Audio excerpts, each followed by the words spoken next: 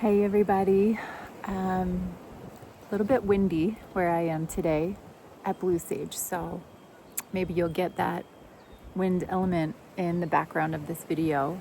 I'm gonna try and talk to you for a minute about being here for a second round. I came last summer, as Regaya says, full of fire and oil. Coming into program this summer was a bit different. Last summer was about doing everything and making sure I was taking advantage of all the therapies and touching every square of the land and, just like getting the full nectar out of the experience. And this summer has been about showing up so first of all, let's just say I'm back. So I think that says all that is needed to be said about feedback, right? I came back, so that inherently elicits trust in the program, and it demonstrates a positive regard for the work that happens here. So I'm just kind of riffing and storytelling about how this summer has been different.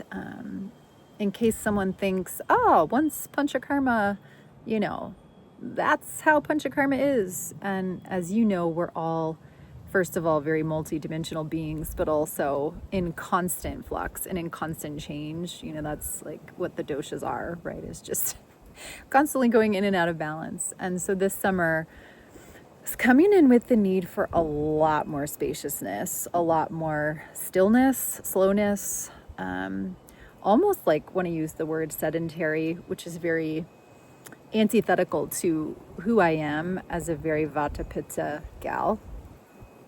And Ragai and I have been working on just kind of embracing the kapha and allowing her to rule the roost a little bit and sip on that medicine. As always, the body work with Pema is amazing.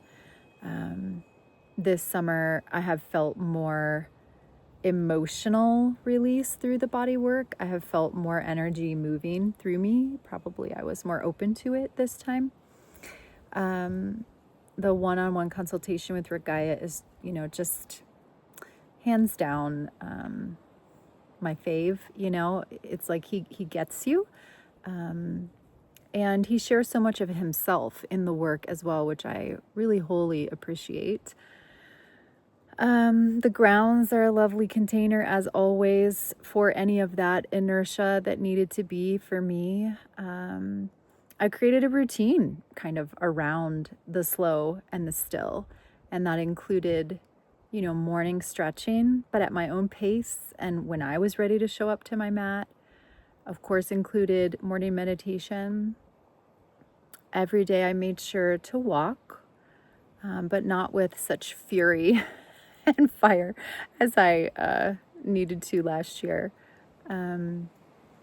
I made sure to get to the treehouse and take advantage of the bioacoustic sound healing. I made sure to spend time in my beloved hammock, swinging and being rather than doing, and sometimes reading, but most of the time just closing my eyes and like allowing this, which is happening right now. Sorry, something big just blew over.